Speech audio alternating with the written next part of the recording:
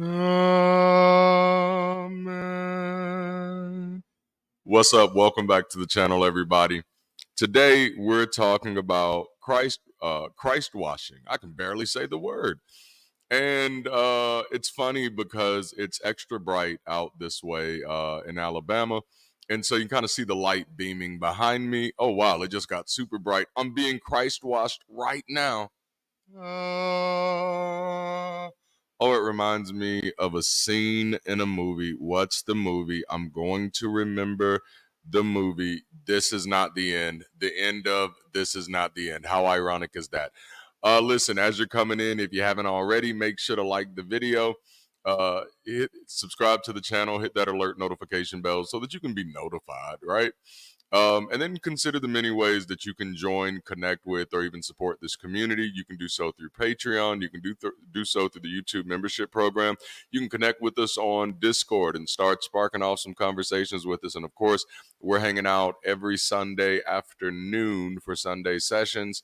And now every Wednesday for Bible study with the next pastor, which as of now, for the whole book of Exodus, we have Jason from Dragons in Genesis joining us. So this is going to be phenomenal. All right, so are y'all ready for this conversation? I kind of am. I think it was a video that maybe I did last week where I introduced a new word into our lexicon, if you will, and that word is Christ washing or Christ wash. And so I wanted to come back in this video because that word did kind of stir up somewhat of a buzz and talk about a little bit of that before. And so I almost named this video, Have You Been Washed? Or have you been Christ washed? Or have you been washed in the blood? Blood washing. All right, so many have heard the phrase or such phrasing as He washed me white as snow. It's a common Christian sentiment expressing the idea of being cleansed or made pure, and whatever the fuck that is, right? But I know growing up, especially in the more traditional churches, it was popular to be in the hymns. This idea of being washed, being purified, being made clean as snow, right? And it was, sometimes it was just washing, but sometimes it was washing with the additive of blood. Because somehow, blood really gets the stains out. Yeah, I don't know. But what if this idea of washing goes deeper beyond just the individual and into the retelling of history itself? Christ washing is the act of rewriting or retelling events to fit a socially positive narrative, or socially positive Christian narrative. Often favoring Christian agendas and outcomes. So it's not just something that happens on a grand scale. I've even noticed believers doing this in their own personal lives, conveniently remembering themselves as either victims or victors, depending on what is socially convenient. And so before I drive it home on the larger levels, I kind of want to hit that a little bit of what personal Christ washing kind of looks like. Personal Christ washing. Personal Christ washing. Can you say it 3 times fast? All right, so and I'm just going to give a few brief examples. Like one of them is, Jesus forgave me, so I don't have a need to make amends or improve. I don't need to get better. I threw my sins into the sea of forgetfulness. He remembers them no more. Why are you bringing this up anymore? Sure, I lived like this and did this stuff for more than 30 years and I've been saved. I've been forgiven for all of 2 weeks. Why are you expecting me to somehow feel like I should make amends? This is an example of personal Christ washing, that I actually don't have to do anything because I'm no longer in the wrong. I've been washed. But then also they're not doing what God says, so I can treat them wrong and still feel good about myself. Isn't that a nice little personal Christ wash? Yeah, and I think we see this often. We see this with parents. You see this a lot with parents for various reasons. So if the adult child doesn't even it can be something as small as the adult child not attending the family church, and now you want to make them feel guilty about that and kind of socially punish them for that. And you can do that and still feel good about yourself because of Christ washing. They're not doing what God says, you know. But also, this is what is often justified when for parents' mistreatment of their own of their children who identify different sexually or within their gender, and it's the same thing. Well, I can treat them this way. I can keep hounding them about this. I can kick them out. I can do all of these things. Why? Because my God, who just so happens to be one with Christ for most of these people, that my God allows this type of behavior. So I can Christ wash myself into an excuse to treat people differently. So those are just, oh, and another one. I'm anointed. Oh, this is a popular one. And I mean, considering that the word anointed literally comes from this idea of to smear, then it kind of becomes clear. You know what I'm saying? That, I'm anointed, I'm being washed, I've been washed. I'm anointed, so others have no right to judge me for my wrongs. Touch not my anointed now. Don't you do that. Don't you speak ill of the man of God now. Don't you speak ill of the woman of God either. So you have these types of things. But those are just a few personal examples, and we can come back and talk more about that if you want to. But the focus of this conversation seemed to be more on the Christ washing of historical narratives, and so I want to kind of start there by starting with some popular beliefs that are evidence of Christ washing. Right? So I think the easiest one to spot is America is a Christian nation. The fact that so many people who went through public education actually can be convinced that America was supposed to be a Christian nation is highly problematic among several levels, and not just the level of understanding history, but just a level of understanding terms. And I'll kind of hit that as we close up this little bullet point. So, of the primary reasons for the Revolutionary War were unfair taxes and lack of self-government. And it's the lack of self-government which led to both political censure and also increased persecution under the guise of what was considered right religiously. All right. So a major part of what started this war for independence were these people, regardless of their beliefs themselves, saying, you know what? Other people being able to use religious beliefs as law in a progressive society is dangerous. And they wrote several documents on this.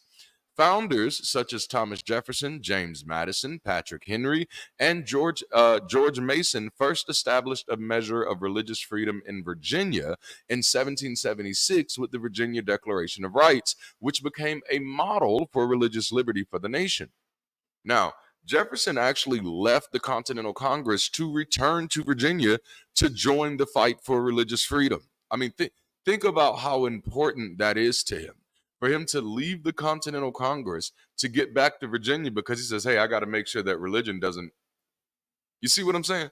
Like, at that moment, religion to him was Thanos, or unchecked religion, rather, was Thanos. And this was also clear for those of you who may not understand. And again, don't take my word for it. Look it up, verified for yourself. As a matter of fact, you may find out that I'm wrong and you may be able to have the information to prove me right. But until you do, at this moment, it's pretty evident that Jefferson, at the most, was a deist and nothing beyond that. And deist is a long way from Christian. And this is often, evidenced in things he said himself, but nothing more clearly than him creating his own version of the Bible, but he also challenged the incarnation of Jesus, miracles, and all of those things. So these are free thinkers, to be sure.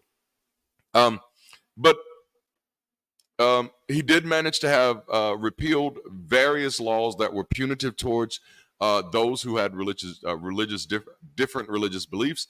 Jefferson was the architect of the separation of church and state, which opposed the use of public funds to support any established religion and believed it was unwise to link civil rights to religious doctrine. So I want to hit two things there. First part, let's kind of explore this idea a little with a little depth of public funds being separate, being not used for established religion. All right, public funds being not, which means funds of the people. Just that alone, and it's amazing to me that I didn't even see that, prior to deconverting. But it's amazing to me that you don't see the separation just in that. And that is that our money is not your religion's money, regardless of who your religion is. I mean, this kind of makes it clear. But also this other idea of believing that it was unwise to link civil rights to religious doctrine. Now, many of you will know, or well, I don't know if you know it or not, but if you didn't, now you do. One of the major points of contention between Malcolm X and Dr. Martin Luther King was this very idea, was that Dr. King promoted an idea of tying civil rights to religious doctrine. And while Malcolm X was also motivated by some of his own religious ideals to make some of this political stances he did, he felt that religious beliefs should be personal and should be kept at home and also should not be tied to political progress. It's very interesting, right? But not only that, this was also one of the major points of contention for Du Bois and Garvey as well. Garvey often used religious language in his appeals and a lot of pageantry, which for Du Bois was a little too much like the pomp and circumstance of churches who make noise but no progress. And this created somewhat of a line of division. Well, not even somewhat, a distinct line of division between them. But Du Bois felt to realize at that time that Garvey had learned that the church had mastered the language of the common people, something that he himself struggled with much into later years. And the biggest thing, just kind of coming back to not having an understanding of terms, America can't be a Christian nation because theocracy and democracy are diametrically opposed. So you can't have one and the other. One of these things is not like the other. So America is either a democracy or it is either a theocracy. And for the past however many years, since 1776, America has been a democracy, struggling though it may have been, So let's continue. The next one, another popular belief that is evidence of, obvious evidence of historical Christ washings, is this idea that Christians led the abolitionist movement, that Christians led the fight against slavery. Now, while it is true that some Christians eventually joined the abolitionist movement, it's important to remember that the anti-slavery movement originated during the Age of Enlightenment. This era emphasized rationalism, empiricism, and political ideals like natural law, liberty, and progress, principles that were often at odds with religious dogma and at the core of atheism, secularism, and humanism. Typically, Christian involvement in abolition followed violent slave uprisings that typically made slavery no longer economically viable, and vocal free thinkers who highlighted the hypocrisy of slavery, a practice justified by the absolute majority of Christians at the time. Another one is, and this one is I've already hit, so I'm not going to say too much about, but that is that the Black church led the civil rights movement. I think I've already given you evidence of who actually led that. And this is not to write the Christian hand in the movement. After they had been pressured by society, and after they had been paid for the use of their buildings and the use of their times, they did eventually come on the bandwagon. So I have no intentions of writing any of them out, but I should remind people that A. Philip Randolph came before Martin Luther King Jr., and all of Martin Luther King Jr. came from A. Philip Randolph, even though history retells it as it coming from Mahatma Gandhi. That's Christ washing. Christ washes. Christ washing. And it's so insidious that in this case, Christ washing preferred to maintain the influence of someone who I'm only assuming. I don't know what Mahatma Gandhi's religion was. I'm assuming he was somewhat Hindu, something up in that range. That preferring the influence of that over the influence of an atheist. You see, but then you can also talk about this in the history of everything that was happening in the 1920s in Harlem. All right, go check it out. You'll be fascinated. So let's move on a little bit. The Bible is a love letter is another is another popular belief that is obvious evidence of Christ washing. And the reason I'm including this one is because I even hear this one amongst secular folks that the Bible is it's a love letter. It has a really positive message. Which part, bruh? Help me understand. I mean, seriously, keep all the characters the same, except make the God character the husband you've been prearranged to marry. And before meeting him, he says, "Hey, here's everything that's been on my heart to tell you. This is everything I want you to know about me and how I feel about you." You know, After you read it, it's confusing in the least and concerning at most, right? Because first, you're not even mentioned in the letter. So how is this a love letter to you and you're not even mentioned? Not one place in the letter does it say, "Hey, someday you're going to read this and just know that these words are for you." Okay? So you're not mentioned in the letter. So it's really more like a history of how he has treated past lovers and how he has promised or threatened to treat future lovers. Okay? So, so let's explore the characteristics to get an idea of how he's treated former lovers. We've seen God as vengeful, and we've seen him often resorting to the most virile type of name calling. Like, it's pretty bad. Like, the Christians who want the Bible read in school, I'm like, yikes. You're talking about the Gideon's version, right? But even Psalms is just like, yikes. And then even Proverbs has a lot of yikes. And then when you actually consider the New Testament, there is a whole lot of yikes. But this God is also your future husband, if this is your love letter, is also abusive, willing to kill selectively yet indiscriminately with or without reason. It's mind blowing. I think of Job, in this moment where God says, "You know what, devil, go kill his whole family. I don't care. Let's check it out. I promise you, he's still going to be stupid enough to think I'm the good guy." See, for you to read that story and think that God is still the good guy, that's Christ washing. Your brain has been Christ washed. This is your brain. This is your brain on Christ. Yes. Okay. I don't know why I just wanted to do execute order 66 right there. Yeah. I'm a nerd, but I'm not a deep enough nerd to where other nerds respect me because I don't know enough of the lore. I just watched the movies and liked parts. That's how that works. And then finally, just on this part, examining this loving God's character in his love letter, is that he's unreliable. Can't get this guy to show up to save his children or his reputation for that matter. So are you really excited about this marriage after reading this love letter? Like, and if you are, this might be the reason why marriages in this country are in so much trouble, because people don't know what the fuck a good love letter is. And I'm more than willing to help you there. I used to write love letters for my older relatives when I was a kid, which I guess that does kind of circle back around to the point that people don't know what the fuck a good love letter is. I like you. Do you like me? Bam. Let me stop.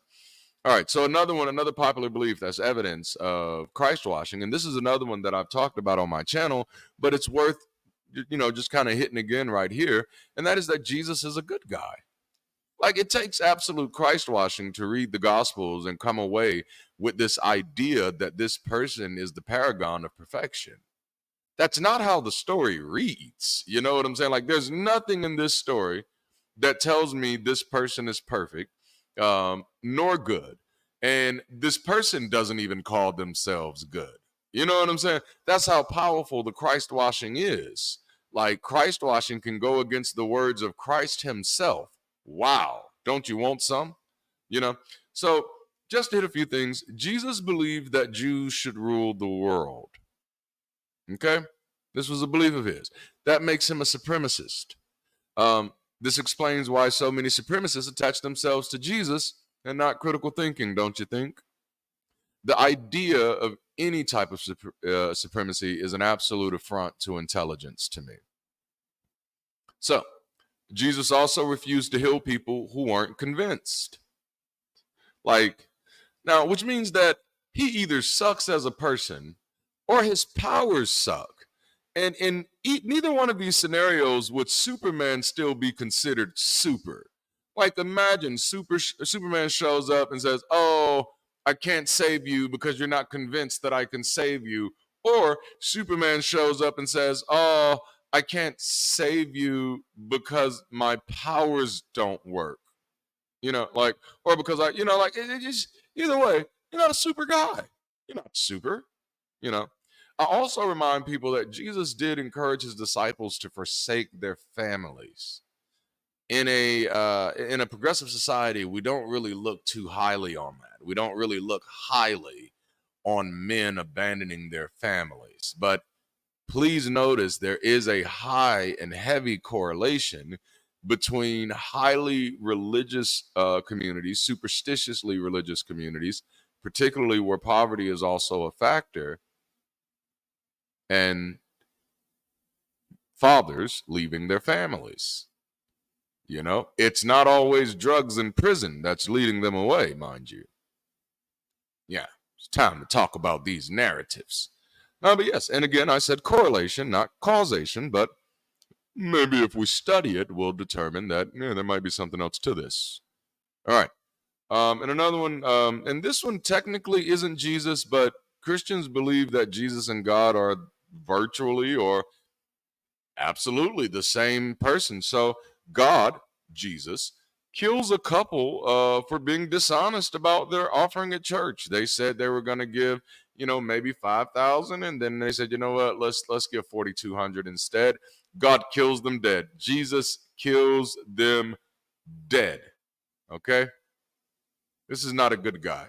To believe that this person is a good guy is to have subjected yourself to Christ-washing ideologies, narratives, and propaganda. And we are here to set you free. Yes, we are. All right. So another one, and we're rolling right along, is that heaven is worth it. That heaven is somehow attractive. That heaven is like something that everybody, like, who wouldn't want to go to heaven? Like, the majority of people with a sane mind would not want to go to heaven. Like, the more you read about it, it's like a freak show. It's a musical freak show that never ends, that you are forced to participate in. You're forced to sing all day, every day, forever. And that's supposed to be worth ignoring reality and neglecting to navigate life according to my best interest? Nah, bruh, I'll pass. Right? Okay? No, no. And in order to think heaven is a great place or even a fun place, you'd have to already have been Christ washing to thinking that. Let's get free, man. And the final one that I want to hit on this point, and then we're gonna hit this other little point or this other big point, is that conquest and subjugation are beneficial. This ideology, in part, has been sustained by constant Christ washing. The one that I like to use now is the papal bull of 1493. Ooh, 1943. That would have been bad. Of 1493. Among other works, and this is, I'm reading. I want to read something from the text so you understand where I'm going with this. It says, among other works well pleasing to the divine majesty, and cherished of our heart. Oh, this is so heartwarming. This assuredly ranks highest. This is our highest priority from our warmth hearts. That in our times especially, the Catholic faith and the Christian religion be exalted and be everywhere increased and spread, that the health of souls, so there's some consideration here, be cared for, and that barbarous nations be overthrown and brought to the faith itself. It's papal bull of 1493, which is authorizing brute force, subjugation, and the overthrow of any nations that do not share the beliefs of Catholic Christians. Mm-hmm. Whitewashing. You have to be whitewashed to. No, not whitewashed. That's another word. That's another one. We'll do some talking on that one too.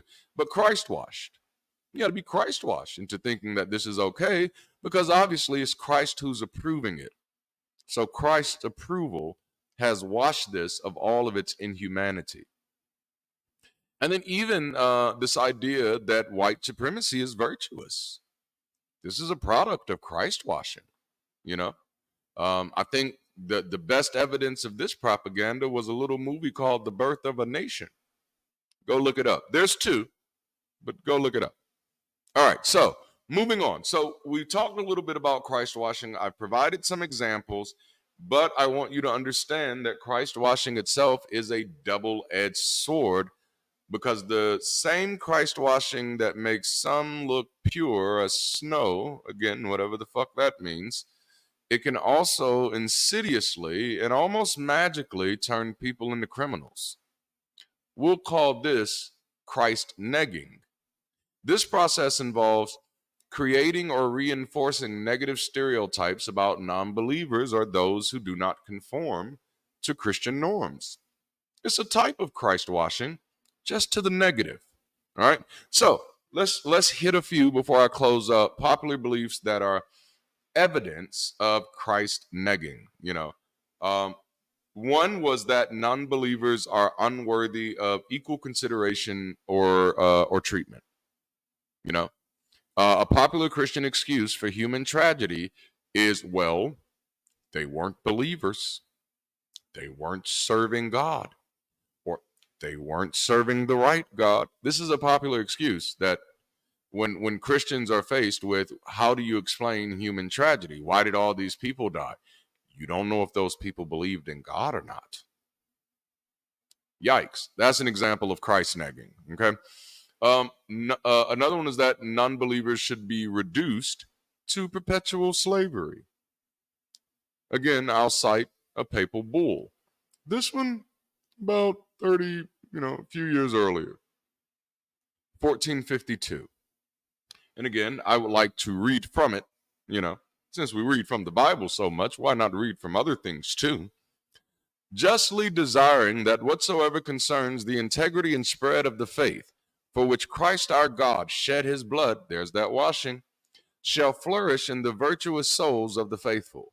We grant to you by these present documents, with our apostolic authority, full and free permission to invade, search out, capture, and subjugate the Saracens, Muslims, and pagans, and any other believers and enemies of Christ wherever they may be, as well as other kingdoms, duchies, counties, principalities, and other property, and to reduce their persons into perpetual slavery, and to apply and appropriate and convert to the use and profit of yourself and your successors, the kings of Portugal, in perpetuity, the above mentioned kingdoms, duchies, counties, principalities, and other property and possessions, and such like goods.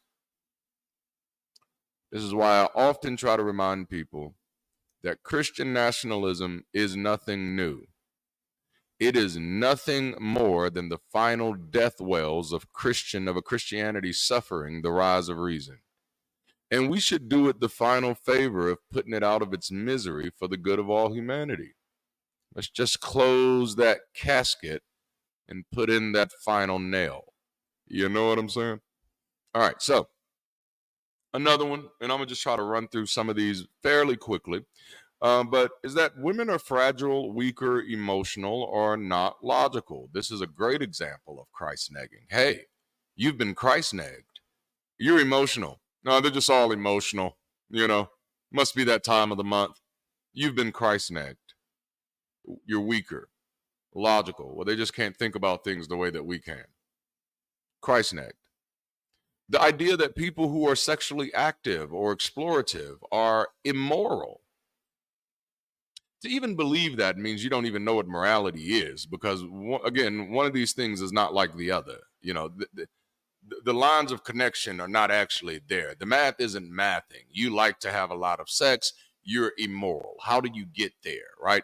This is an example of Christ negging. People who do sex differently are worthy of death. Okay. This is an example of where you've taken something that actually causes harm to no one, and you've harmed this person's identity and ultimately harmed their actual life. That's the power of Christ negging, y'all. Y'all didn't know? You know, people who dress differently are asking for it. Christ negging. People who cuss cannot be intelligent or kind. No, they cuss. They must be mean, you know, and they must be dumb as fuck as well, because only dumb motherfuckers cuss, you know. Christ negging. Non-believers or people who live differently than religious codes should be imprisoned. You know, it's sad that we're still dealing with this one, but we are. You know, obviously the alcohol prohibition is a big example of that. Non-lethal drug prohibition, which we're still fighting today, is a big example of that. And if you want to see some of that propaganda in effect, some of that Christ-washing magic, go check out a movie called Reefer Madness, you know. And if you've ever watched Netflix Disjointed, they actually open that show with clips from Reefer Madness. It's pretty cool. Abortion and birth control restriction are also an example of this, you know, to the point of imprisoning people who seek out such methods or people who provide such methods, not because they harm anybody else, but because this violates my religious sensibilities. So you should go to prison. That's Christ negged. You've been Christ negged. You've been turned into a criminal for doing something that is absolutely not criminal. All right. And then sex industry prohibitions. Yep. You know, there's hell, even gambling prohibitions. All of these things are Christ negging. These things have been Christ negged. You know, if you actually ask people about some of these things and why they think these things are bad, they can't really give you an absolute reason outside of the fact that their religion says these things are bad. And then what makes it even worse is that then religious proponents who aren't necessarily advertising themselves as religious proponents get to advertise themselves as all types of historians, all types of therapists, all types of psychologists without having the first degree, but get to advertise themselves as such and flood the market with information that is not accurate but supports their propaganda. But it's not just those. We do this to each other socially, because when you think about other ways that other ways people have been Christ negged, you think of people who play cards or people who make money or people who enjoy sports, sex, music, or whatever. When history is considered, the amount of Christ washing and Christ negging that has taken place is likely to be infinite. You know, it makes me want to say, like, have you or a loved one been a victim of Christ washing or Christ negging? You may be entitled to compensation. You know, the big point is, and that's one of the reasons why I like to do content like this, is because I want us to get to the place where we get comfortable, confident, and even competent to call out these manipulative narratives for what they are and work towards a society where truth and reason prevail over myth, prejudice, and superstition. Because to me, that's really the only way we get to a better world. And hey, I could be wrong. And I mean that with all humility. But as of now, I don't think so. Now Monk is playing in my head for those of you USA fans back in the day when they were in the characters episode. So I hope you all have pulled something from this conversation today that you find valuable. This was actually a really fun topic to talk about, and I'm interested to see what type of conversations come from this. Of course, don't forget to like the video, subscribe to the channel, hit that alert notification bell. Consider some ways of getting connected and supporting the community, and check out our merch because we have really dope merch. All right, so I'm gonna holla at you. So until next time, keep rising, stay progressive, and I mean, you know, if it don't take too much work, stay beautiful. I'll holla at you later.